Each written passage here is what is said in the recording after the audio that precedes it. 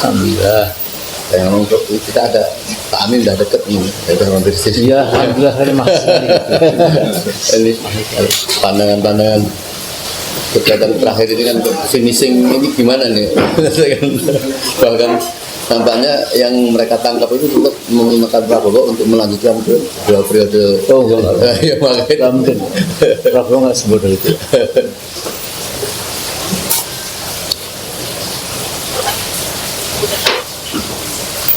Jadi kan sudah sampai Gibran itu Pak, sekarang menyebar sampai Gibran. Oh iya. Teman-teman sayang kalau kita berhenti.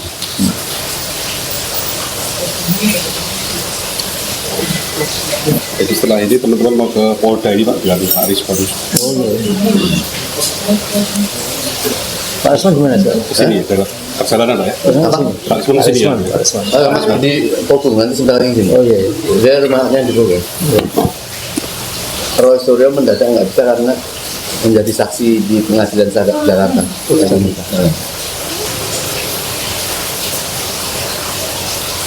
Kita mulai ya. Assalamualaikum warahmatullahi wabarakatuh. Waalaikumsalam. Alhamdulillahirrahmanirrahim. Wassalatu wassalamu ala asyrofil anbiya'i wal mursalin wa ala alihi wa sahbihi ajma'in. Saya pertama-tama ucapkan selamat datang pada kita semua yang menyempatkan waktu ya dalam 1 jam barangkali maksimal untuk berdialog, tukar pikiran supaya intinya kita makin semangat ya, untuk menegakkan istilah Al-Quran itu ya jihad fisabilillah. Jadi kata jihad itu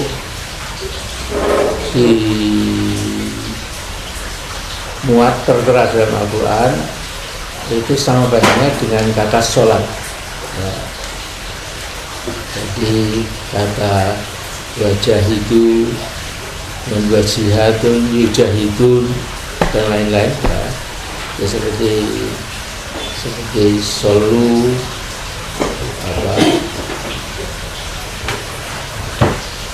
lain-lain lah ya, kata-kata dalam bahasa Arab itu menunjukkan bahwa memang betapa pentingnya jihad itu dalam agama kita. Nah, saya tidak atau belum ya, sampai ke tataran ulama yang sudah hebat ya. Saya cuma ya baca Quran, baca sunnah, kemudian baca beberapa riwayat. Jadi sampai-sampai ada sebagian ulama itu yang mencoba menerobos hadis Nabi itu ya. Nabi itu rukun Islam cuma 5 ya. Jadi waktu malaikat yang merupakan dirinya sebagai seorang yang berpergian kelihatan laki-laki berwajah lesu, rambutnya morat-marit karena dalam perjalanan yang jauh di padang pasir. Kebetulan waktu itu Nabi sedang duduk dikelilingi para sahabatnya. Nah, tiba-tiba ini ada lelaki yang seolah-olah ya, maaf nih, tempat malaikat Jibril merupakan laki-laki ya, seolah-olah tidak punya aturan ya. Kemudian tiba-tiba datang ke depan Nabi, kemudian tangannya diletakkan di 2 lutut Nabi, kemudian ya Muhammad akhbirni anil Islam, wahai Muhammad riwayatkan, beritahu saya apa Islam itu. Ini persis Nabi mengatakan Islamu anta budawu al-Islamu anta syada Allah ilaha illallah wa Muhammad Rasulullah, dan wa tuqimas shalah, syahadat, zakat, kemudian wa tasuma Ramadan, ya, kemudian buat apa, buat Haji. sebentar, yang apa, wa tunfiquna fi fillah, ya, berapa berinfak, bayar zakat dan lain-lain, ya. Kemudian juga ada hujjal baila nistata'a ilaihi sabila, dan kamu tegakkan sholat selama kamu mampu, kamu tunaikan haji, maksudnya untuk saya dan haji selama kamu mampu untuk membayar haji itu. Kemudian sodakta, betul kamu, tanya tapi kemudian membetulkan. Dan akhirnya alil iman, kemudian akhirnya alil ihsan. Jadi Islam, iman, ihsan itu ditanyakan malaikat Jibril pada Nabi. Nah, karena itu begitu pentingnya jihad fisabilillah, itu ada sebagian ulama yang mencoba membuat ijtihad, ya, supaya umat Islam tidak lembek, tidak jadi umat pecundang, umat yang lemas, umat yang tidak berani bertarung, ya, maka dimasukkan sila rukun Islam yang ke-6 itu adalah jihad fisabilillah. Kemudian semua juga tidak mungkin, itu sudah paten, sudah baku, sudah fix, ya, tidak bisa lagi diubah. Tapi intinya adalah, ya, memang agama Islam dipreteli jihadnya itu lantas menjadi agama yang rutin, yang routinized religion, ya. Jadi bisa menyangka asal sudah syahadat, sudah sholat, sudah zakat, sudah puasa, sudah naik haji, ya sudah, seolah-olah kunci surga sudah di tangan. Nah, itu tentu sama sekali keliru, ya. Kalau dalam pernyataan agama Islam ajarannya di minus jihadnya itu, kemudian jadi agama yang kurang berwibawa, agama yang kemudian tadi rutin, ya, tidak ingin melakukan change atau perubahan. Padahal kita tahu setiap rezim atau pemerintahan yang sudah merasa kuat, stabil, itu mesti mempertahankan status quo, ya. Jadi status quo itu menjadi pegangan ideologis dari rezim yang zalim, ya. Untuk menggebrak status quo itu tentu tidak bisa hanya dengan misalnya pengajian atau khutbah Jumat atau awan-awan, tidak bisa, ya. Kecuali dengan tenaga gerakan, ya, kemudian sampai mengorbankan amwal dan anfus, mengorbankan harta maupun nyawa. Nah, tapi dalam surat At-Taubah ayat 111, ya, itu Allah menunjukkan bahwa sesungguhnya mendahulukan anfus daripada amwal itu juga kewajiban kita. Jadi jihad itu total. Kalau perlu jiwa kita pun, ya, itu kita gadaikan untuk untuk surga. Nah, memang nyatanya kewajiban jihad itu memang tidak begitu disosialisasikan, tidak dimasyarakatkan baik oleh ulama sendiri, ya, maupun para penguasa. Jadi penguasa itu juga ngeri kalau dengar jihad, ya. Wah, saya sudah enak-enak bisa mengeksploitasi kekayaan di negara saya lewat berbagai peraturan. Nanti kalau jihad dipergiat, gitu, bisa saya kena saya jadi sasaran. Makanya ulama-ulama Saudi itu paling takut ya, kalau ulama bicara soal jihad. Sehingga kalau kita klik di YouTube di apa di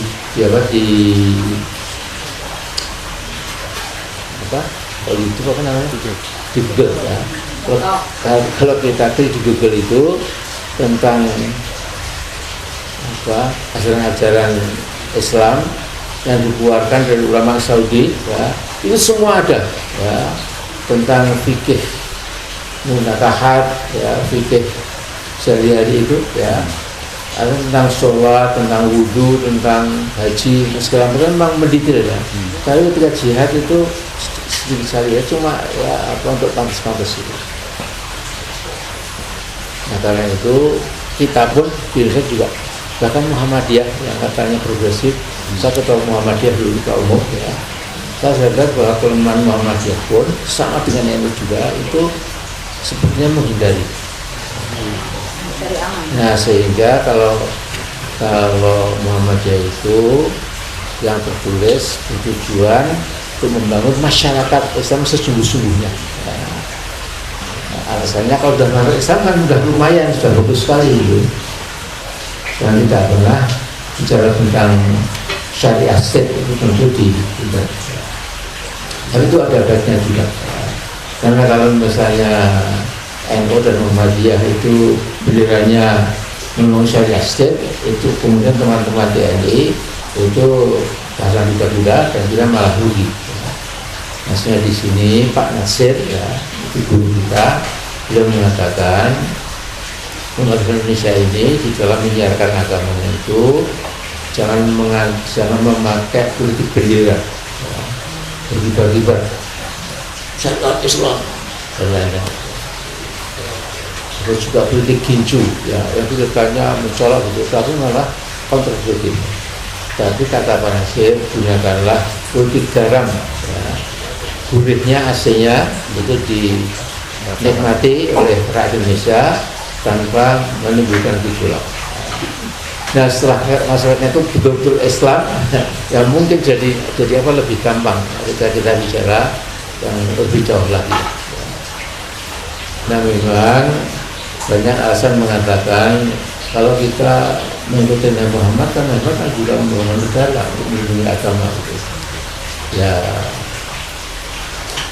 kita kan hidup di zaman yang demikian kompleks, kemudian tidak mungkin juga kita lantas serta-merta itu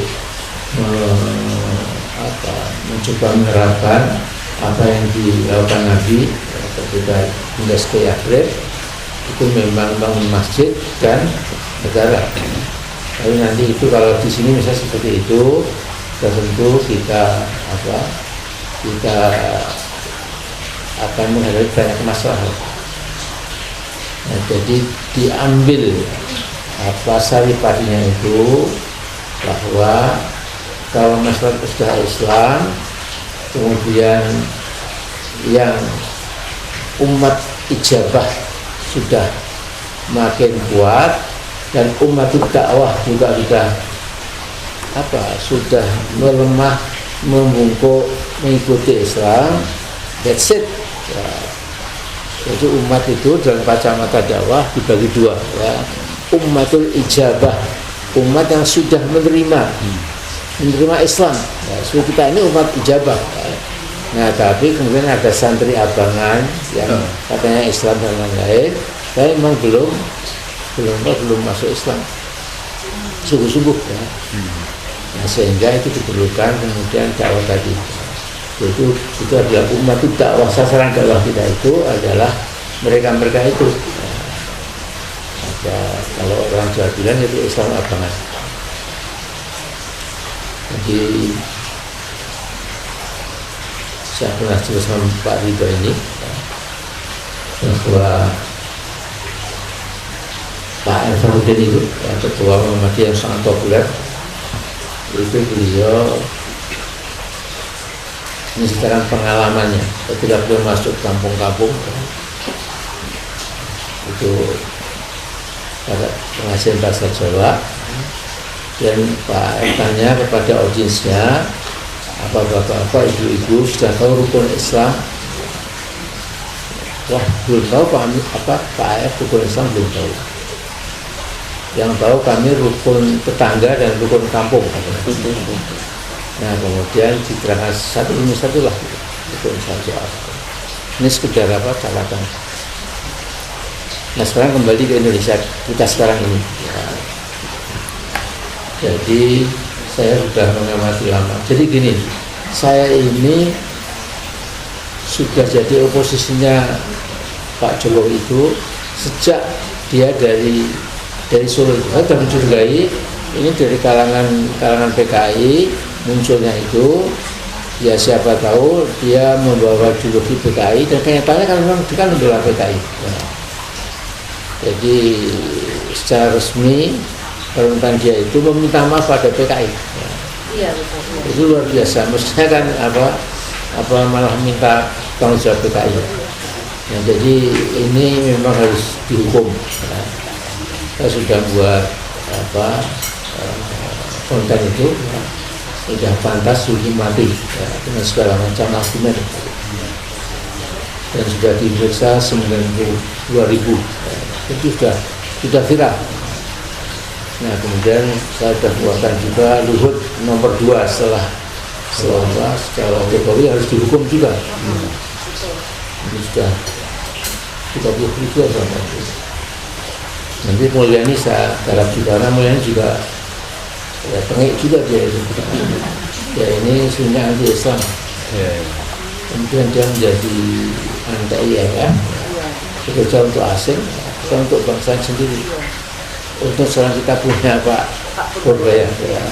Semua yang disembunyikan oleh si Mulyani itu sekarang dibongkar. Jadi insya Allah. Ya. Saya kira itu. Kemudian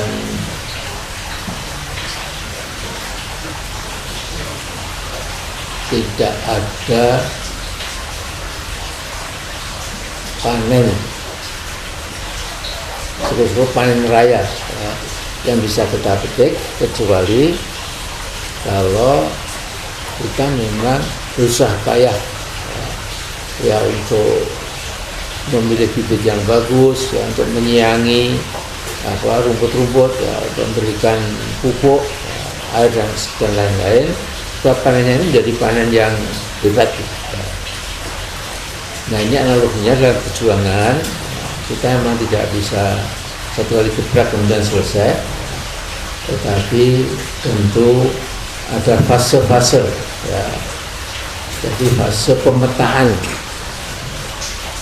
itu menjawab pertanyaan man a'dauna wa man asdiqauna, siapa lawan kita dan siapa sahabat kita. Jadi who are our friends and who are our foes, enemy. Dipetakan dulu.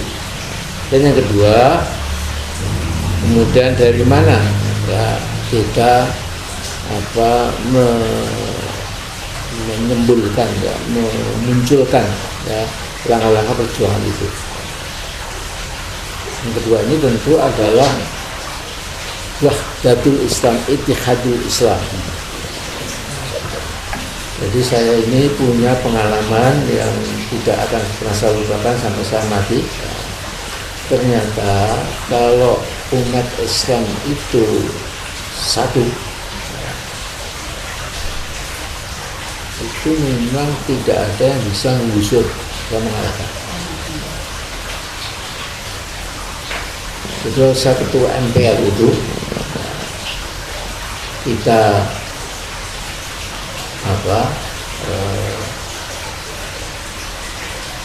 mengagendakan supaya negeri yang kita cintai ini itu tidak semerap politiknya, maka kita menulis sidang istimewa.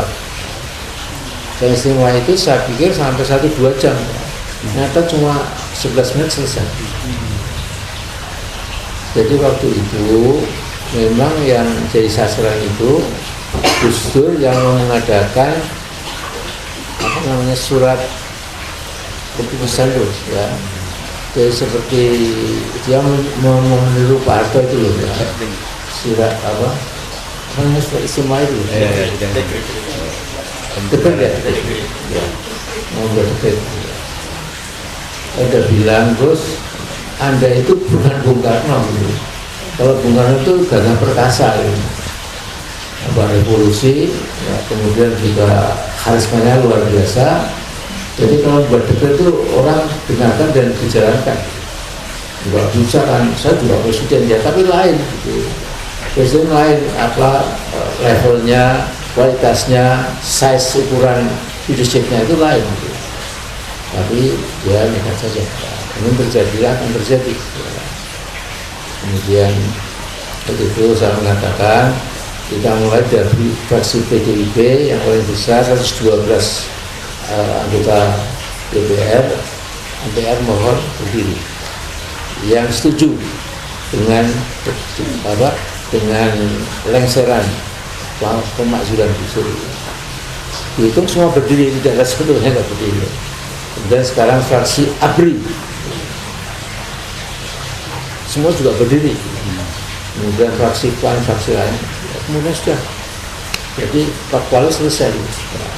Kemudian mengikuti barang dari istana itu. Kemudian waktu dia masih belum percaya, ya, masa saya didireksikan itu kan cuma kata Amin Rais. Jadi begini, intinya adalah ya, ini kita suasana sudah lain lagi, tapi selama ukhuwah Islam terjalin, itu memang we are very strong and solidified, ya, unbreakable, tidak bisa dipecah. Nah, jadi itu saja dulu waktu saya ketua MPR itu kan praktis kunci-kunci kekuasaan kan di tangan umat Islam. Jadi dulu sesungguhnya ya saya diusung antara umat ini sebagai capresnya, karena waktu itu bukan dipilih bebas tapi dipilih oleh anggota MPR. Nah kemudian supaya tidak percaya sudah saya ngalah. Jadi MPR. Kemudian alasan mereka ini Pak Amin kan ketua, nanti kalau ketua MPR kan bisa bagi-bagi kue dan lain-lain. Ya sudah saya ngalah, pokoknya di tangan kita. Dan ketika Gus Dur saya ketuk Palu, ya, jadi ketua MPR itu selawat badar ya di MPR itu. Nah, bahkan orang dia semua sujud syukur. Saya ditelepon dari Solo ibu saya, Amin, orang Madinah juga gembira sekali kita punya presiden Muslim, Gus Dur. Jadi sebenarnya masalah juga gembira waktu itu. Ya. Nah cuma salahnya itu jadi presiden 2 hari kemudian sama ketemu udah nggak bisa, nah itu udah dihalang-halangi sama siapa namanya Dusan Anwar, aduh siapa, Ratih siapa? Tidak bisa Pak Amin, sibuk sekali. Sekarang juga, oh iya bisa Pak, itu ternyata bisa. Saya bilang Gus, Anda ini baru 3 hari sudah pasang, sudah kita masak. Dia semua, saya ya cuma apa? Jawabannya semua apa ngeles-ngeles itu. Ya akhirnya memang kemudian rapat di kediaman ketua MPR, ya, bukan di MPR ya. Itu semua datang kecuali PKB ya. Bagaimana Gus Dur minta Pak? Lancarkan ya sudah, namanya ketua balik ya. Jadi sekarang ini yang ke depan ya, memang menurut saya Gibran sudah tidak ada chance. Sebenarnya itu Budiva atau Pak Suryo atau Rizwan itu bisa menerangkan ya. Karena yang aneh tapi nyata itu ada 2 hal ya. Ada orang bernama siapa yang notaris yang advokat Palal, jahit palal, Cuman palal. Suban palal, ya Suban palal itu. Ya. Ini seperti dikirim Tuhan dulu. Kan dia belum kita kan nggak pernah masuk ya, out of nowhere, is an unknown quantity bahasa Inggrisnya itu. Ya. Tiba-tiba ke PN Jakarta Pusat, ya. Dan lucunya juga ketuanya itu mengiyakan, ya. Kemudian juga di berita besar. Ternyata memang dia SMA-nya nggak palsu juga, lagi S1-nya lebih palsu lagi. Ya. Sehingga ini sudah, dan ini kemudian dicek lagi, ya, karena semua berkas-berkas dari KPU sudah diberikan, ya, fotokopinya itu, ya. Memang sekarang ini di atas angin. Ya. Jadi dari ini saja, andai kata si Gibran nggak mau mundur, ya sudah, nggak akan ada lagi gambaran Gibran situ. Dan ini saya kira yang membuat Jokowi itu ya semakin kurus. Anda lihat, soalnya dia itu kurus sekali, ya. Mungkin kurang tidur, kurang makan. Sehingga kalau diperkirakan oleh Ustadz Suharsono itu, ya dia paling 50% kan tinggi, paling 50 kilogram, maksimal 60 gitu. Nah jadi memang rencana Allah itu kan tidak mungkin ya dilawan manusia. Dalam surat Ibrahim itu ada empat kata makar. Dalam ayat yang pendek ada kata 4 makar. Waqad makaru makrohum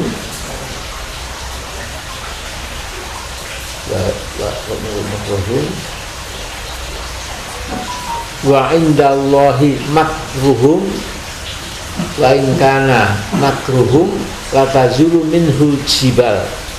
Jadi makruhum wa in kana makruhum la tazulu minhu jibal. Jadi sungguh orang-orang yang benci kepada kebenaran itu sudah memakarkan makarnya. Dapat makaru makruhum wa in kana makruhum indallah wa kana indallahi makruhum. Adapun makar mereka sudah di tangan Allah, genggaman Allah.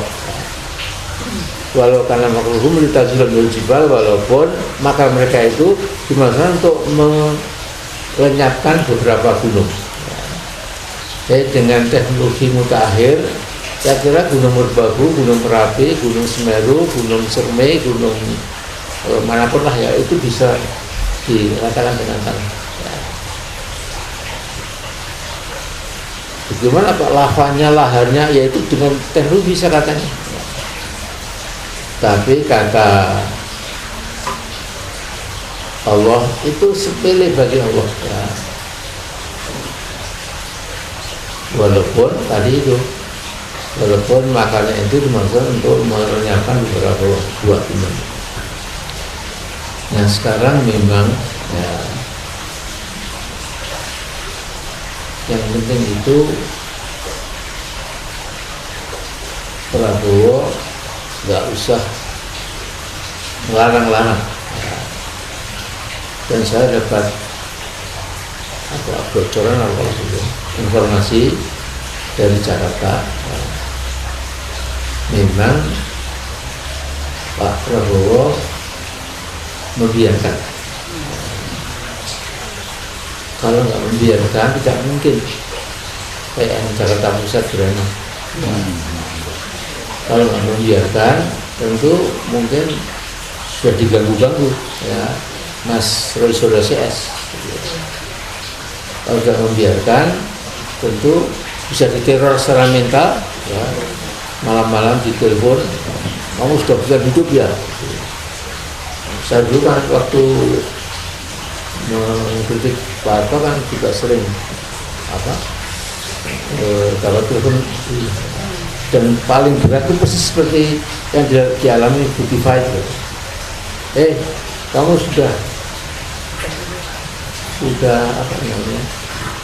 sudah merasa di atas angin ya. kami tahu anak-anakmu sekolahnya di mana, jam berapa, kapan-kapan kita kasih air keras mukanya biar boleh semua. Di waktu itu saya juga lebih wah anak saya lebih sudah nggak punya masa depan dia. Ya tapi Bismillah dan Allah menjaga. Jadi Allah mengatakan kalau kita menjadi amanu, ya, Allah itu mendefense, ya, menjaga orang-orang beriman. Jadi itu pegangan saya. Nah, jadi memang akan ada teror dan segala macam. Dan ini juga Luhut kan kurang ajar kalau jangan diganti Polri, ketua apa Kapolri. Itu kan juga ini kan miring. Nah, saya juga mengatakan itu Luhut sudah sakit jiwa dan lain-lain. Saya sudah jadi Luhut itu seperti orang sakit jiwa. Jadi kalau saya misalnya dibawa ke pengadilan, Pak, seperti itu bukan sakit jiwa, seperti sakit jiwa. Jadi wah itu seperti orang kaya padahal orang nggak kaya. Dia seperti orang pandai padahal bodoh. Jadi saya sudah mikir juga kalau kata seperti itu, insya Allah menutup tujuan penghinaan itu. Tapi kalau soal penghinaan ini kan saya sudah 2 tahun lalu mengatakan Jokowi dan Luhut itu punya penyakit egosentrik, egoistik, dan psikopatik. Jadi berpikir anania, aku, dan merasa paling benar. Itu kan juga penghinaan. Perlu diperiksa oleh dokter psikiater, bukan psikiatris tapi psikiater yang mengetahui kesehatan kejiwaan Luhut maupun Pak Jokowi. Saya juga ada tidur tapi alhamdulillah nggak apa-apa. Jadi pada waktu ada seorang ibu dari Bogor itu yang ngomongnya keliru undang-undang IT, undang-undang ITE itu. Ya. Karena berapa tahun itu, ya, kasihan ya. Lalu banyak yang jadi korban ITE yang ngawur itu. Dan jadi yang penting memang sekarang ini konsolidasi. Dan saya November tanggal 8 kalau nggak salah itu diminta Muhammadiyah ya, untuk memberikan masukan buat generasi muda Muhammadiyah. Jadi asal Muhammadiyah, NU, Bidang Dakwah, RI, ya. Kemudian yang dimiliki Al-Wasliyah, dan yang di timur itu di Nusa Tenggara itu kan juga punya pesan dan didengarkan juga. Ada tokoh-tokoh ini ya, di STEM ya, frekuensi dan ada suara kalau frekuensi dan volume ya itu lah. Mudah-mudahan sama Sidur ya bisa seperti dulu Pak Nasir kan bilang mudah-mudahan saya masih hidup ketika Soeharto diturunkan. Dan juga Pak Sanusi langsung datang ke sini, ke rumah saya di sana. Mas Amin nggak usah terlalu kritik ke kami yang tua-tua ini. Amin jangan ikut. Ayo Pak Amin, saya yang berdoa pada Allah. Jadi pernah menjadi penelusuran di sana ini. Mudah-mudahan saya bisa menyaksikan. Dan betul-betul sehingga syukuran gitu. Mengundang rekan-rekannya yang mensyukuri kejagoan Soeharto. Saya kira orang yang berdoa malam hari mengulurkan tangan kepada Allah dengan bahasa Jawa atau bahasa Indonesia, yang berdoa ya Allah mugi-mugi Jokowi Dodo kan dengan fatwa itu paling kaukuman tentang apa sebaik-baiknya. Saya duduk. Ya. Silakan. Ya. Monggo. Ini. Assalamualaikum warahmatullahi wabarakatuh. Subhanaka la ilma lana illa ma 'allamtana innaka antal alimul hakim. Pada pagi hari ini kita sangat bersyukur dan berbahagia, tidak menyangka bisa bertemu di kediaman Bapak Amin Rais, orang yang kita kenal bukan saja sebagai Bapak bangsa, tetapi Bapak reformasi, itu tidak bisa dipungkiri. Oleh karenanya tepat kita pada pagi hari ini, paling tidak kita ada empat pimpinan atau 4 kelompok. Ada ARM, Aliansi Rakyat Menggugat, ini yang dipimpin oleh mak-mak yang selalu aktif dan tidak punya capek turun ke Sarinah terus tiap minggu. Kemudian ada kelompok YouTuber perjuangan. Jadi banyak YouTuber kita ini bergabung betul-betul bukan hanya sekedar mencari informasi tapi melakukan perjuangan-perjuangan. Hampir 18 kelompok YouTuber gitu. Kemudian ada didampingi seorang presiden juga, presiden pejabat, Babang Eka Ajaya yang dikenal sebagai di Jawara pengacara Jawara Bela Umat. Pengacara Bela Umat. Kita diundang oleh masyarakat Solo.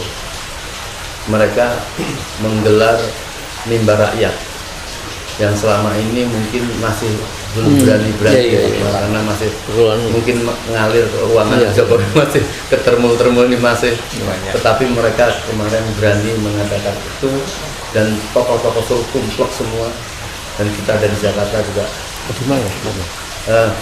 memang berubah-ubah. Awalnya di mana awalnya itu di salah satu desa di itu di kayak Boyolali ya gitu. Tapi tokonya itu adalah tempat kelahiran Jokowi ya. Jadi Iya, PKS PKS-nya kuat sekali. Iya gitu. Lantas kita pindah ke rumah umat Islam di dekatnya Pamudrik namanya Pamudrik ini. Oh, Kartapuran. Daerah Kapuran. Iya. Dari situ mereka tidak bisa memperkirakan bahwa kita mendadak di situ dan digelarlah di jalan ini. Nah, intinya bahwa kita menyampaikan juga kita sedang diadu seolah-olah semua masyarakat menentang Solo karena ada selalu disebut geng Solo. Sampaikan bahwa kita tahu guru kita, sahabat kita itu orang-orang Solo semua, pejuang semua. Jadi ini mau dipecah belah mereka saja. Maka kita turun bersama dan ada satu teriakan yang memang untuk target harus disampaikan kepada rakyat dan perjuangan ini, yaitu makzulkan Gibran dan tangkap Jokowi. Jadi itu yang nampaknya menjadi concern, di mana 2 minggu yang lalu kita juga sempat mengepung KPK untuk meminta keberanian harus menangkap dan adil Jokowi karena bukti-bukti pengakuan dari menteri-menteri yang kena itu termasuk Pak Menbo, termasuk Direktur Pertamina Karen itu, dia menyatakan bahwa dia setor kepada Jokowi dan ini adalah perintah jabatan. Nah, kalau KPK tidak mau melakukan, maka gerakan ini tidak akan berhenti. Dan bahkan sebagian dari kita tanggal 10 November itu akan mengepung di pusat PIK 1 dan PIK 2 atau PSN untuk menghentikan dan harus kembalikan tanah rakyat yang dibeli murah atau dirampok oleh abuan. Jadi tujuannya oligarki dan memang itu. Ini menjadi dasar perjuangan. Oleh karenanya kita tepat sekali pada hari ini mungkin ada masukan arahan finishing supaya kita ingatkan kepada Pak Prabowo tidak akan bisa berjalan kalau masih mendiamkan gengnya Jokowi ini bercokol di kementerian, karena banyak sekali kemarin terakhir Prabowo menyatakan bahwa negara sudah dirugikan macam-macam, di belakangnya ada Menteri Bahlil itu kayak ngeledek, dia nyobet tangan temennya.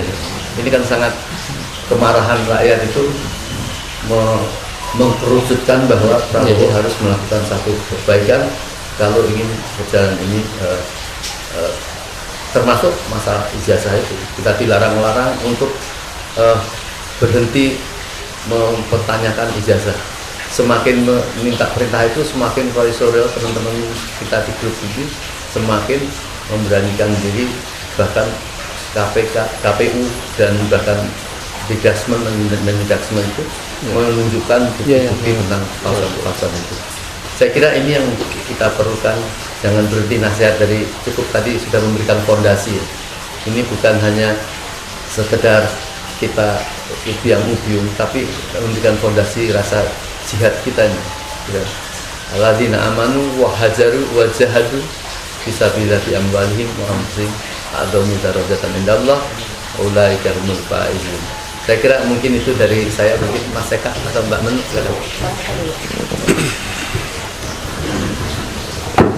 Assalamualaikum warahmatullahi wabarakatuh.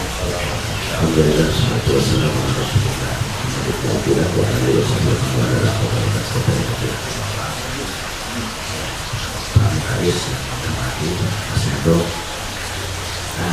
Membuka memori Pak Amin, saya kantor Pak Amin juga dulu di PAN yang ditolong waktu ada dan kita dapat haji. Dapat haji, kemudian haji ternyata panitianya kabur dan Pak Amin yang nanggung dengan Mas Mumtaz kalau nggak salah itu. Udah lupa. 2009 Pak. Iya. Pertama, alhamdulillah saya Eka Jaya, ketua umum Mas Pejabat di Pancara Jawara Bela Umat, terakhir ketemu Mas Rido di Rakernas di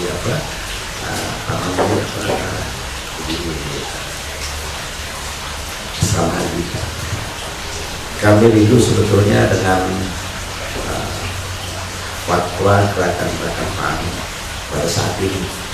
Ya, sepertinya gerakan-gerakan yang kita lakukan ini, ya walaupun banyak tokoh-tokoh baru muncul, gitu, kayak Dr. Tifa, Pak Desmond dan lain sebagainya, tapi roh daripada reformasi itu adalah masih ada di tangan Pak Amin Rais yang kita lihat.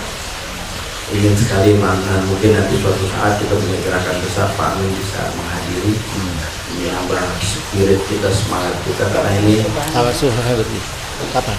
insya Allah nanti kita coba untuk mengarrange apakah nanti targetnya itu. Udah lama juga nggak muncul. Kita kangen spirit itu Pak Amin. Ini sepertinya perjuangan memang, ya kalau kawan-kawan perjuangan masih panjang, tapi kita lihat untuk ijazah palsu ini finishing lah bahasa kasarnya. Jangan sampai finishnya ini malah nggak jelas. Kita mohon nanti ya, lewat arahan atau dari Pak Amin dan lain sebagainya, ini perjuangan ini tidak sia-sia. Ini memang kita ingin memperbaiki keadaan bangsa dan negara yang memang sudah carut marut luar biasa dihajar oleh geng ini, bukan geng Solo ya, artinya ini Jokowi CS lah. Kalau karena orang Solo banyak juga yang jiwa-jiwa patriotisnya luar biasa. Nah, ini yang ingin kami sampaikan agar mudah-mudahan ke depan dalam perjuangan yang mungkin ya kalau dibilang sesaat lagi ya wallahu a'lam bishawab, kita tidak bisa mendahulukan kehendak Allah, tapi kita sudah melihat bagaimana muncul pertolongan Allah ini ya, subhan palal sudah kita keluar bahasanya seperti itu, walaupun dan juga dari KPU sudah berani memberikan ijazah atau dokumen yang sudah kita harapkan, dan juga banyak dari kawan-kawan mereka juga sendiri yang sudah membuka diri. Ya, mudah-mudahan nanti sekali lagi ada satu gerakan nanti akan ya kita bikin, nanti kita harapkan Pak Amin bisa hadir, bisa menambah spirit lagi, semangat karena para tokoh jenderal juga ketika kita ke KPU hadir semua kan. Ya, Pak Fahrul Razi datang, Pak Jenderal Sukamto datang, Sunarto, semua para jenderal-jenderal suku ya, karena memang tujuan satu, bagaimana kita mencoba melindungi Prabowo daripada kudeta Gibran CS lah, saya rasa begitu. Mau tidak mau, suka tidak suka ya, Prabowo ini harus kita lindungi daripada pengkhianat bangsa yang ada di sekitarnya. Ya, mungkin Pak Amin lebih paham situasi kondisi yang ada di sekeliling Prabowo seperti apa. Ya, mudah-mudahan Prabowo di kekuatan keistiqomahan ya, bisa untuk melawan daripada Jokowi CS lah, bahasa saya begitu, geng Mulyono CS ya, biar kita ini bisa lebih makmur negara kita, karena dirampok dan dirampas oleh mereka yang oligarki luar biasa. Ya, kita ini sampai kemarin pagar laut itu sampai kita bongkar bersama, kita sampai turun bersama, kita nyembur ke laut. Ini ternyata pas lama kita diemin ternyata sudah di beton. Nah, ini makin merajalelanya oligarki yang ada. Ya, mudah-mudahan sekali lagi harapan kami, mohon dukungan, support, ya, spirit dari Pak Amin dan bisa membersamai kita ke depan dalam gerakan, karena kita butuh tetap Pak Amin adalah sebagai tokoh reformasi, yang tokoh perubahan buat bangsa dan negara ini, dan kami masih mengharapkan sumbangsi pemikiran seperti untuk gerakan kita buat Indonesia ke depan lebih baik.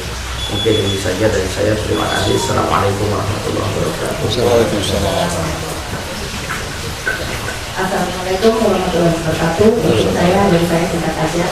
Saya Neno, saya dari Aliansi Rakyat Menggugat yang hampir 80% anggotanya itu adalah emak-emak. Dan mungkin ini merupakan suatu fenomena karena kami ini semuanya backgroundnya sama. Kami itu adalah ibu rumah tangga.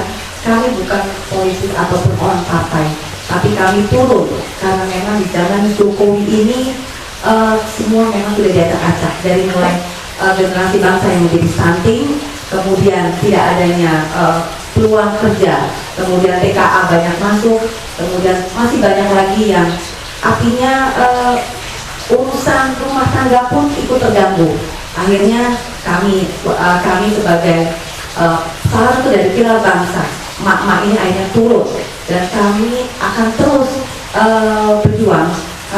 Kami berani, ibarat kata seperti ini, kami ini melindungi rumah besar kami, yaitu Indonesia. Kami ada karena apa yang dilakukan oleh Jokowi ini mengancam masa depan anak-anak kita. Jadi sampai kapanpun sebelum Prabowo tangkap Jokowi, ya, dan mengadili apa yang sudah dilakukan memang benar-benar merusak semua sistem. Kami sebagai ibu-ibu, kami bilangnya kami adalah ibu pertiwi yang melawan. Kami tidak pernah menangis, tapi kami akan melawan. Kami tetap akan turun. Terima kasih. Wassalamualaikum warahmatullahi wabarakatuh. Ada lagi? YouTuber ada ya? YouTuber Mas Ari? Ya. Jadi saya ada usulan kecil, Ya. teknis.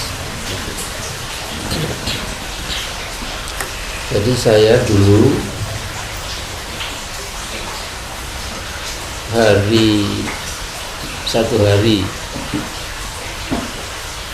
tiga hari sebelum Pak Harto menyatakan jabatan, kemudian kursi presiden diberikan untuk Pak Habibie, itu saya ada di Solo, ya. Jadi 3 hari sebelum Pak Harto lengser itu, ya. Dari Solo itu sebelumnya saya sudah ke Jawa Timur, ya, dari Lamongan. Nah, sejak dari Lamongan itu saya telepon oleh 3 orang, ya, berganti-ganti. Karena Pak Parni Hadi, ya, dulu Pemret Republika, dia temannya Bibi, ya, ngomong bahasa Jerman, karena dia lulusan Jerman. Dan yang kedua itu kakaknya Bintang Pamungkas, Profesor Edi Swasono.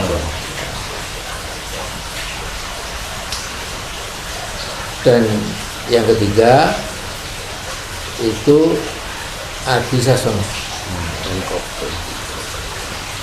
Sejak dari Madiun saya sudah telepon oleh Pak Hadi, Mas ada di mana? Karena saya Jawa Timur, ini saya di atas mobil gitu. Mas ini keadaan makin genting, jadi Anda jangan masuk Jakarta dulu. Oh iya, oke, saya perhatikan. Kemudian menyusul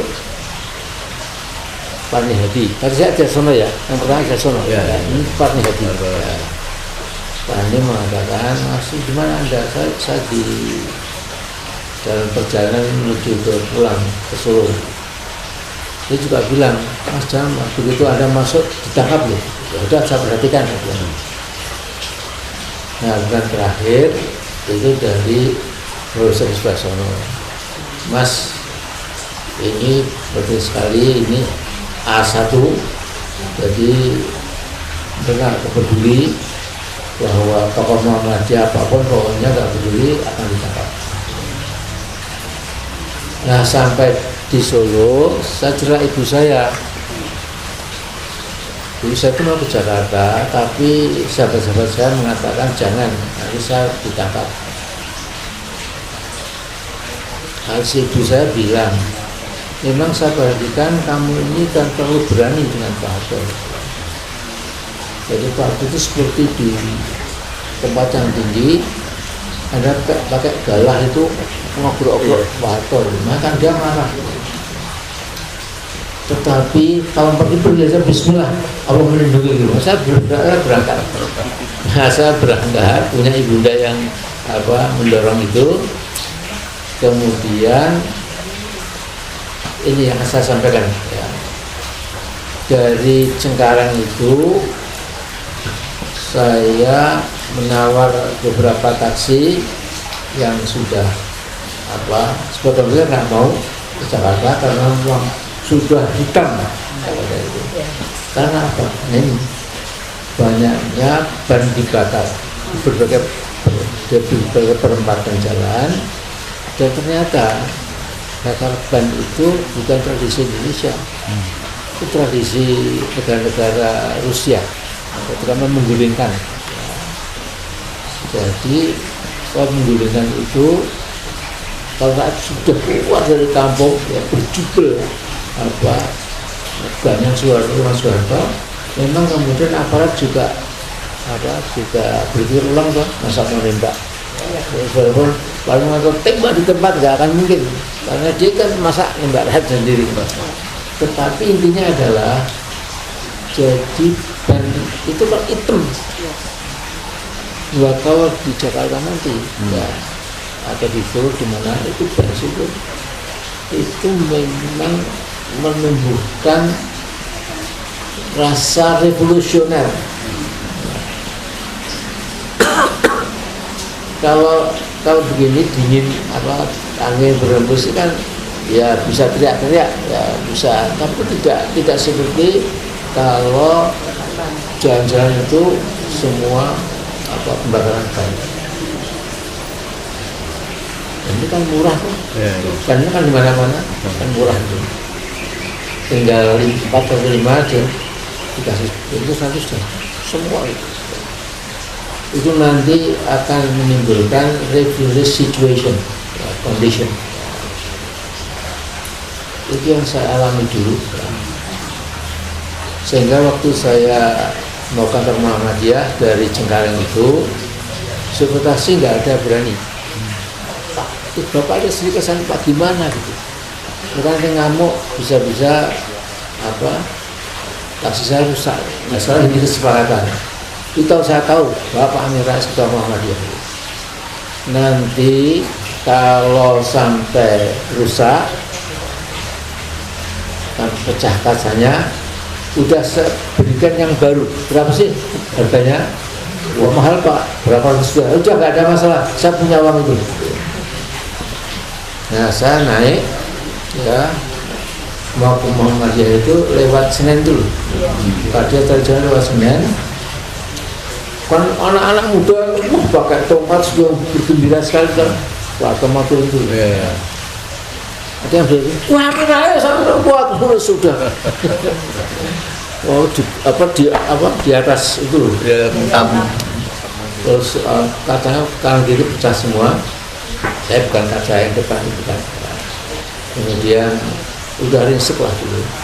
Terus saya bilang, dek saya mau pergi ini. Terus depan kami kan, mungkin Pak Amin ada kepentingan kita pergi. Nah sampai di PP ya kemudian memang saya konsekuen gitu. Dan jadi ini berapapun ini tetap milik kamu, saya bilang yang baru. Saya kirim rekening kamu, ya rekening ada Pak, dia punya rekening. Insya Allah besok lagi ya. Nah telepon saya bukan rekening itu, telepon saya itu kalau ban dibakar ya, itu di Moldavia, di mana di negara Kazakhstan, Uzbekistan itu memang itu apa sih presiden itu bisa terpikir karena rakyat itu melihat ban bakar itu semua. Ini adalah tanda-tanda perubahan. Jadi semua itu masukan saya. Kalau nggak ada ban,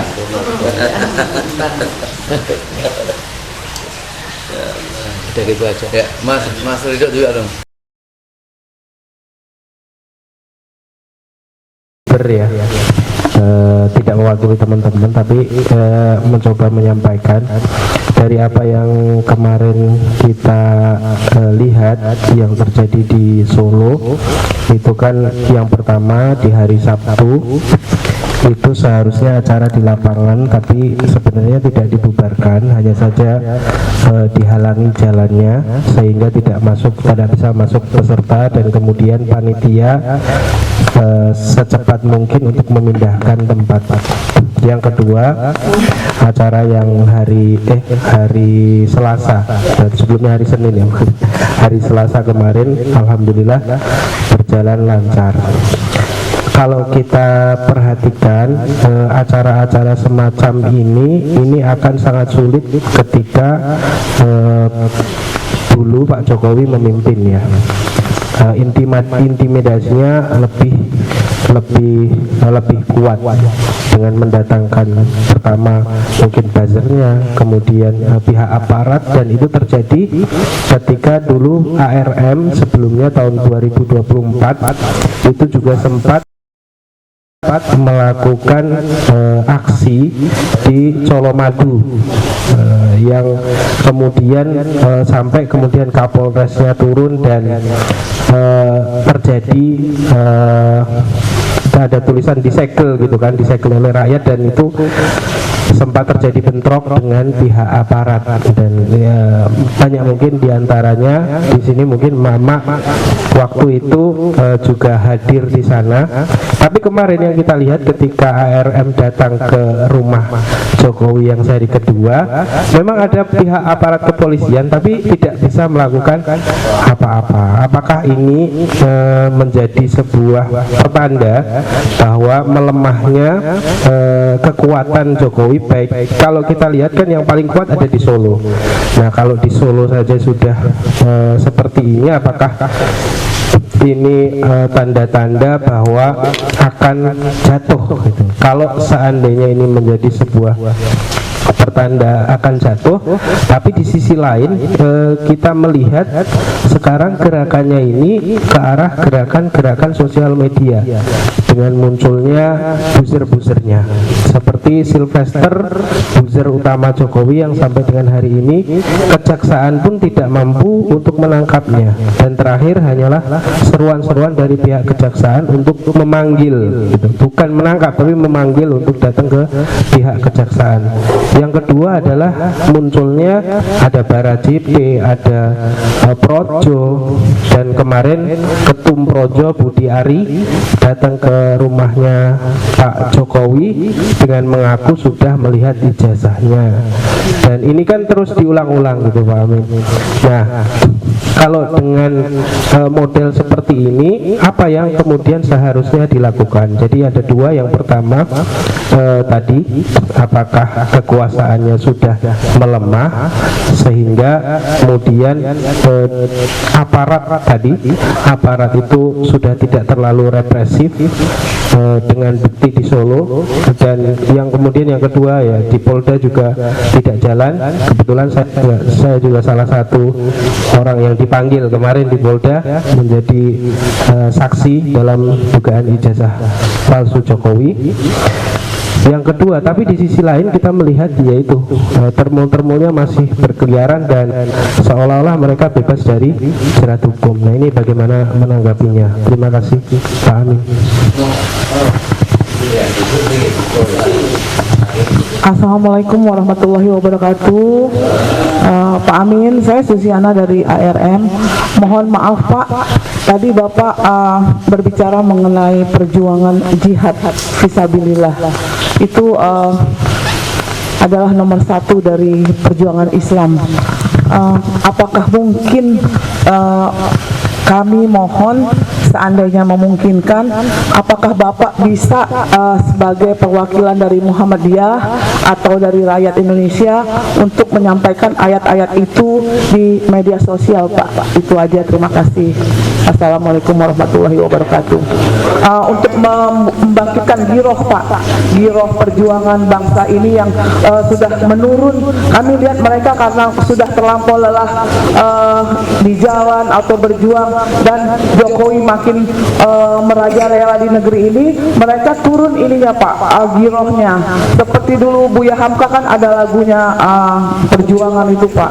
Mungkin Pak Amin, kami mohon membangkitkan giroh kembali di bumi Indonesia. Terima kasih Pak. Wassalamualaikum warahmatullahi wabarakatuh.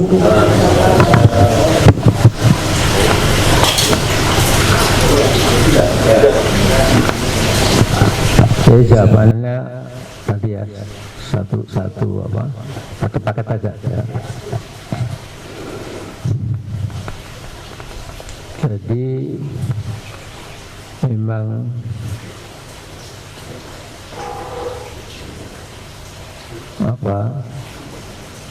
antara kemenangan dengan jihad itu memang ada tahapan-tahapannya ya. Jadi dalam bahasa Arab itu dituliskan begini: la ghulbata illa bil fadail. Tidak mungkin kita menang, ghulbah itu menang, ghalaba yaghlibu ghulbatan, tidak mungkin menang kecuali dengan fadail, fadilah ya. Jadi Allah memberikan kemenangan kepada kaum mukminin yang memang berusaha memiliki beberapa fadilah ya.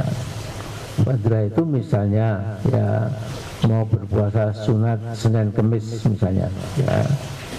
Kalau tidak misalnya ya mau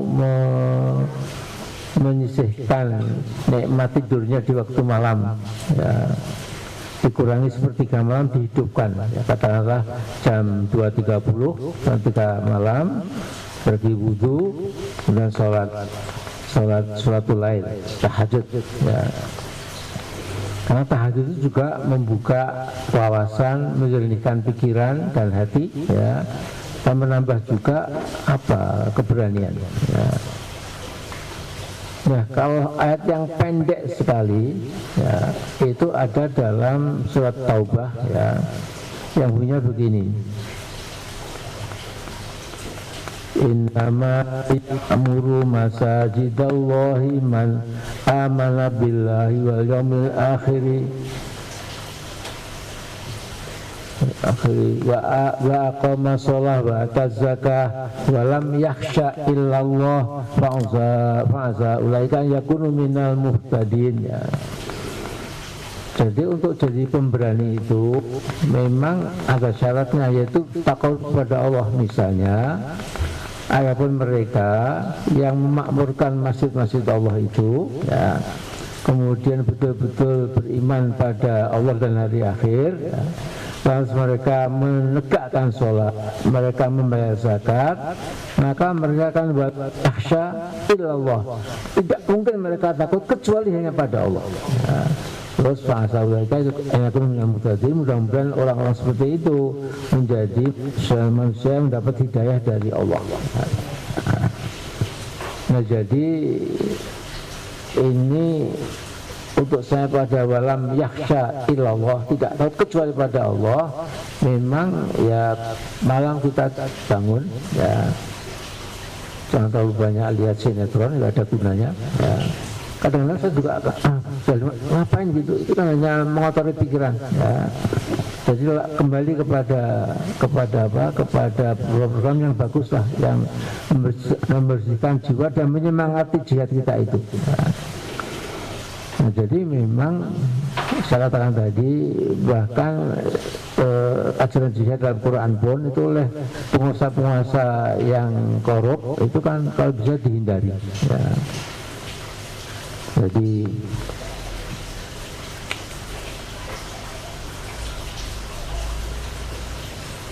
ada semacam kaidah, ya, ulama ulama hak, ulama kebenaran, ya, bukan ulama masuk, bukan ulama busuk, ya, itu memang syaratnya itu jangan ke istana kecuali kau perlu sekali.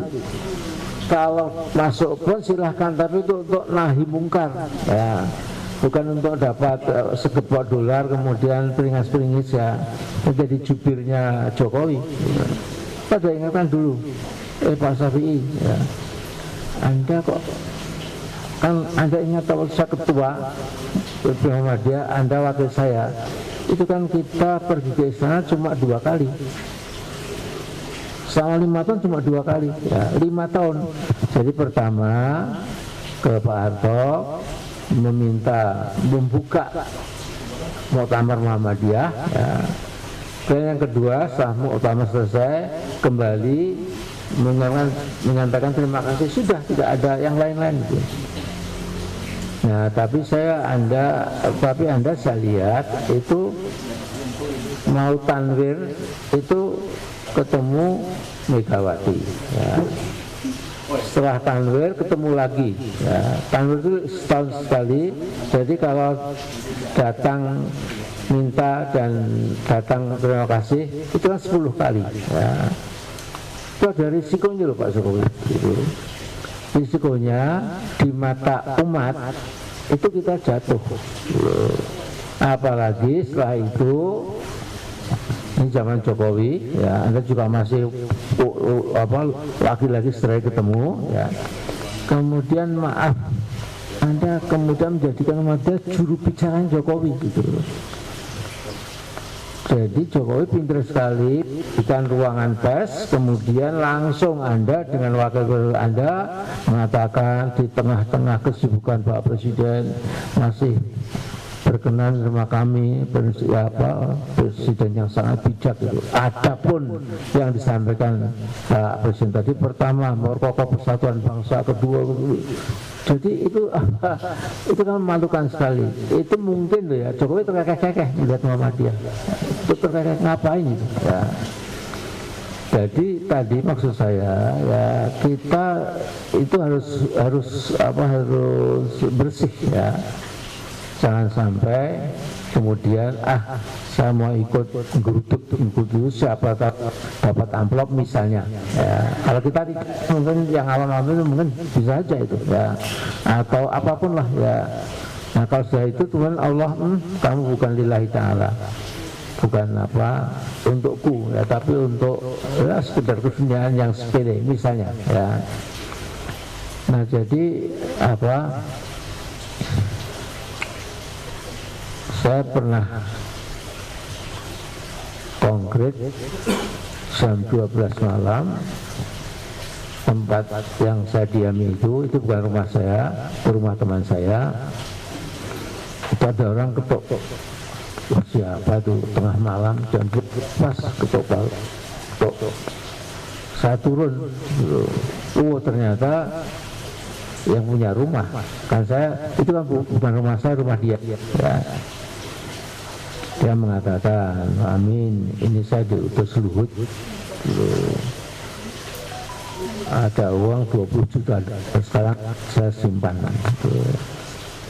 Kenapa amin? Mohon diterima. Syaratnya cuma satu, syaratnya supaya di bawah Pak Zul itu menyeberang ke Jokowi. Kalau Pak Amin tetap dengan Prabowo, Pak Amin kan ketua Majelis Penasihat, tetap jadi nama Pak Amin bersih ya. Tapi Pak Amin pernah mengatakan inilah demokrasi di dalam tubuh PAN. Saya tidak bisa mendikte ya, tentu sebagai eksekutifnya Pak Zul bisa milih apa saja. Jadi Pak Zul juga enak, Pak Amin juga enak ya, karena tidak dengan Prabowo. Itu satu. Dan yang kedua tadi itu 20 juta. Berapa miliar itu? Ya karena waktu itu 15.000, itu artinya 300 miliar. Itu banyak sekali ya kan, saya bisa apa mengumpulkan uang sekampung. Wah, bisa macam-macam lah uang sekolahnya.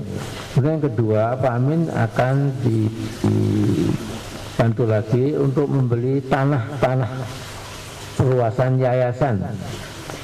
Dan ketiga, nanti juga dana bangunan selama 5 tahun. Pak Amin tinggal mana mau dibeli tanah-tanah yang mau ekspansi itu, bangunannya sudah ada yang akan menanggung. Yang menanggung namanya big business besar ya. Pak Amin jawabnya tunggu 3 hari. Saya bilang 3 menit. Enggak 3 hari Pak, 3 menit. Jawabannya oh thank you, saya bilang gitu. Enggak ada yang tahu, enggak tahu gundul kan Allah tahu. Oh iya Allah tahu juga itu. Nah kemudian kedua Hanafi jadi menteri non portofolio. Nah paginya Hanafi saya undang, harus gelem rasudi, dia bilang itu. Alhamdulillah itu.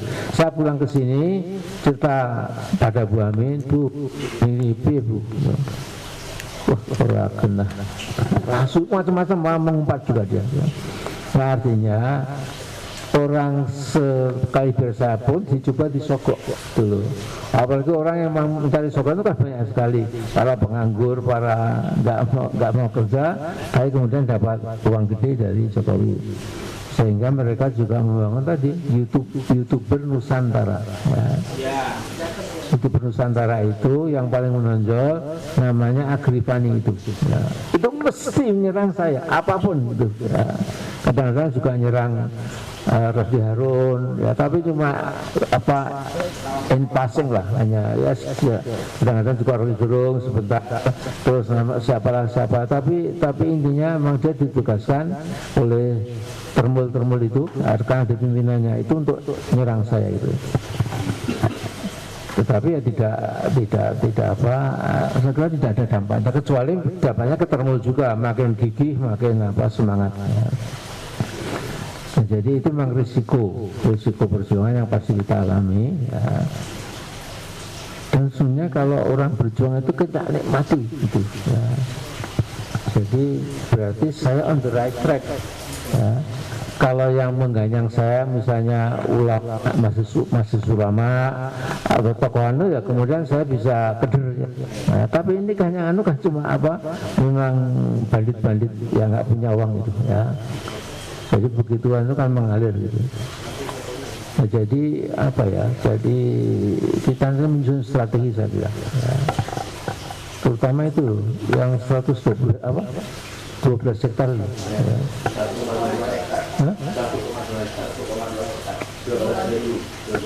No. 12.000. Satu hektar itu 10.000.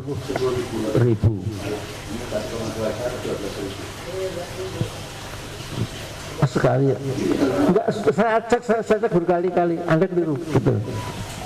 Itu 10 apa? Itu 12 hektar. 12 hektar. Jadi 12. No. Benar ya, saya tukang berbicara lah ya. Jadi 1 hektar itu 10.000 meter persegi ya. Misalnya ini rumahnya Pak Edo, rumah saya, rumah terus itu 10 itu paling luas sekali ya. Jadi itu 10 hektar ya, 10 hektar itu 12 hektar, jadi 12 kali 10.000, 120. Ya kan luas sekali, untuk apa? Enggak, ini kan ini bangsatnya Jokowi itu sebelum berhenti seharusnya itu membuat peraturan sendiri gitu, bahwa ini harus dapat sangu tanah 120.000, 12 hektar lah gitu. Terus bangunan ya, terus bangunan jangan hanya 15.000 miliar, ini dia 2.000. Peraturan yang buat dia sendiri. Namanya betul ya. Sebelum lengser dia buat Pak. Peraturan UPS. Ada peraturannya kemarin kalau dia. Terus ada ini juga di akhir masa jabatan itu laporan resmi PPATK itu Jokowi menghabiskan dana 981 resmi juga. Artinya Jokowi saya mungkin bisa ya KPK atau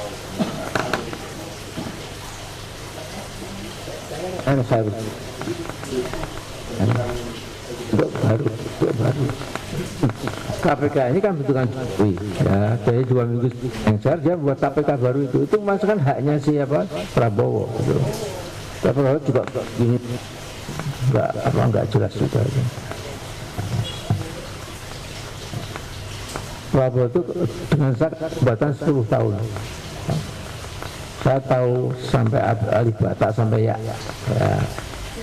Kemudian saya sering chat sama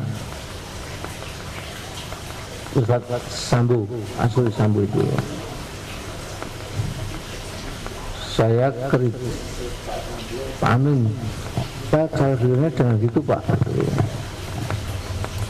Ini yang ada tinggal ini, kayaknya saja kita arahkan supaya langkahnya betul. Ini dan ini yang jadi presiden yang sah sekarang ini. Ya, saya juga masuk akal. Nah, tapi kemudian repotnya yang lilingi Pak, saya nggak bisa masuk.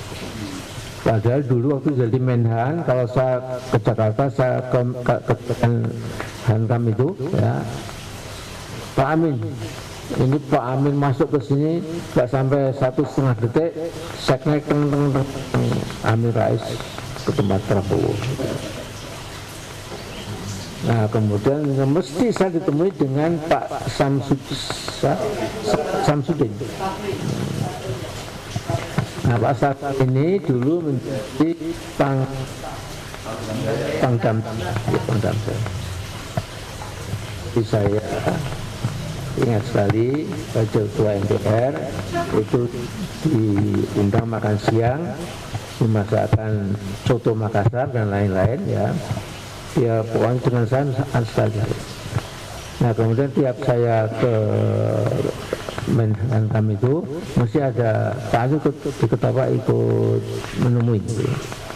Nah, jadi ketika diisukan ada perpecahan, ketidakcocokan antara presiden dengan Menhanya, itu sangat membeli itu. Jelas enggak? Dua orang itu berangkat. Nah, cuma ada tambahannya. Kalau saya sudah keluar di rumah parkir, ini Prabowo mengikuti sampai depan mobil itu. Pak Amin masa mobilnya kok cuma mobil kuno gitu. Kuno tapi kan berfungsi, saya bilang itu. Nah, teman tempat saya, oke, saya kekalkan negara gitu. Ngobrol-ngobrol, terus dia bawa Pak Amin untuk yayasan. Nah, jadi begitu akrabnya lah ya. Jadi waktu COVID itu ya, Amin saya kirim siapa namanya yang sekarang anu haji itu, Daniel ya, saya ngirim Daniel 9 juta ke Pak Amin, dikawal dia pakai mobil dinas militer, dikawal 2 Harley itu Jakarta ke sini kan 7 jam tanpa anu. Ya, gini-gini lagi itu Bapak. Cuma memang dia untuk yayasan, bukan untuk politik. Oke, apa ijab kabulnya apa gitu. Nah, jadi setelah saya dikepung nggak bisa masuk, yang rumun itu memang ya top yang dengan kagum. Apalagi Dasko misalnya. Dasko itu kan terungkap tapi nggak diikuti ya, kan dia juga masang di online tuh ya, sampai ke Kamboja kan ya, tapi nggak di-blow up. Sama blow up juga kan saya cuma Amin Rais ya, jadi nggak banyak temannya gitu ya. Jadi ini kita sudahi sekarang aja ya. Jadi kita berdoa bersama-sama ya. Mudah-mudahan ya kita diberikan jalan ya. Dan dalam surat Al-Ankab ya, nanti kalau di rumah dibaca ya, dibuka di ponsel itu ya. Itu ayat terakhir Al-Ankabut itu berbunyi walladzina jahadu fina lanahdiyannahum subulana innallaha lama'al muhsinin. Ya. Adapun orang-orang yang berjihad di jalan kami Allah ya, niscaya pasti kami akan tunjukkan jalan-jalan kami. Jadi banyak jalan ya. Nah, dalam bahasa Arab itu ini ada double emphasize ya, double emphasize itu lam li ta'kid dan ana li ta'kid ya. Lam untuk emphasis pertama, kemudian ana li ta'kid, dengan ana itu juga menjadi sekali lagi emphasis yang double emphasis ya. Jadi ada orang-orang yang bermujahadah atau berjihad jalan kami Allah pasti niscaya akan menolong mereka ya. Ketahuilah bahwa kami Allah beserta orang-orang yang meniti jalan kami ya. Walladzina jahadu fina lanahdiyannahum subulana wa innallaha lama'al muhsinin. Orang yang berbuat baik, yang berjaga. Mari kita tutup bersama-sama. Bismillahirrahmanirrahim. Bismillahirrahmanirrahim. وملائكته يصلون على النبي يا أيها الذين آمنوا صلوا عليه وسلموا تسليما أعوذ بالله من الشيطان الرجيم بسم الله الرحمن الرحيم اللهم صل على محمد وعلى آل محمد اللهم اغفر المسلمين والمسلمات والمؤمنين والمؤمنات الأحياء والأموات إنك سميع قريب مجيب الدعوات ويا قاضي الحاجات ربنا لا تؤاخذنا إن نسينا وأخطأنا ربنا ولا تحمل علينا إصرا كما حملته على الذين من قبل ربنا ولا تحملنا ما لا طاقة لنا به واعف عنا واغفر لنا وارحمنا أنت مولانا فانصرنا على القوم الكافرين ربنا عليك توكلنا وإليك أنبنا وإليك المصير ربنا لا تجعلنا فتنة للذين كفروا واغفر لنا ربنا إنك أنت العزيز الحكيم ربنا ادخلنا مدخل صدق وأخرجنا مخرج صدق واجعلنا من لدنك سلطانا نصيرا اللهم يا سامع الصوت ويا سابق الفوت ويا كاسع عظام بعد الموت صل على سيدنا محمد وآل سيدنا محمد اللهم لا تدع لنا ذنبا إلا غفرته ولا هما إلا فرجته ولا دينا إلا قضيته ولا مريضا إلا شفيته ولا ميتا إلا رحمته ولا عيبا إلا سترته ولا عسر إلا يسرته ولا حاجة من حوائج الآخرة إلا قضيتها يا أرحم الراحمين اللهم أصلح لنا ديننا الذي هو عصمة أمرنا وأصلح لنا دنيانا التي فيها معاشنا وأصلح لنا آخرتنا التي إليها معادنا اللهم اجعل الحياة زيادة لنا في كل خير واجعل راحة لنا من كل شر اللهم اجعل يومنا خيرا من أمسنا واجعل غدنا خيرا من يومنا ربنا آتنا في الدنيا حسنة وفي الآخرة حسنة وقنا عذاب النار وصلى الله على سيدنا محمد وعلى آله وصحبه وسلم سبحان ربك رب العزة عما يصفون سلام على المرسلين والحمد لله رب العالمين السلام عليكم ورحمة الله وبركاته.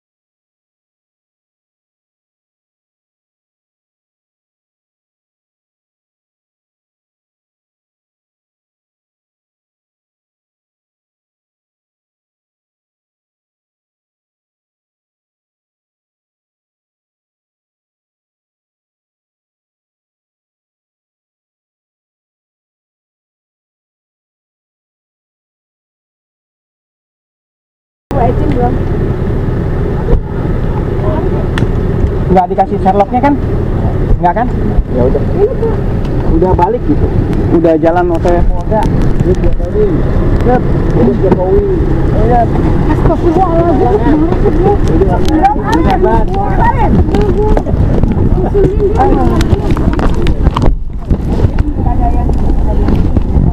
Alhamdulillah, yang penting dokumentasi dapat. Ada gue kirimin ya.